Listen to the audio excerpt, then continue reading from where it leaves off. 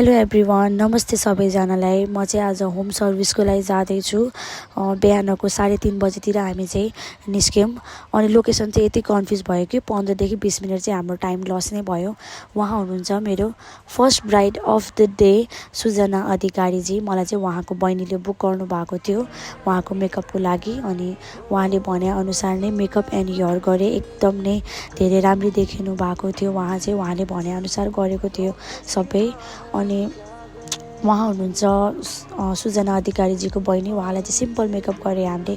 त्यसपछि मलाई चाहिँ अर्को लोकेसनमा पुग्न एकदम नै हतार भइसकेको थियो अनि 7:30 भइसकेको थियो हाम्रो अर्को लोकेसनमा पुग्दा चाहिँ। अनि उहाँ हुनुहुन्छ मेरो second bride of the day Reshma देवकोटाजी।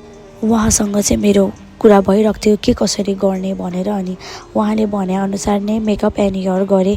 एकदम नै राम्रो देखिनु भएको थियो। उहाँको आँखा यति राम्रो थियो कि मेकअप गर्दा पनि कस्तो मजाले देखिने खुलिने उहाँको आँखामा। अनि एकदमै राम्रो देखिनु भएको थियो।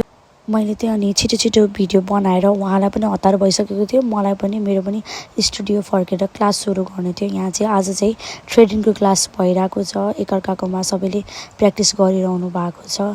आजलाई चाहिँ यति नै। Thank you so much for watching. Bye by.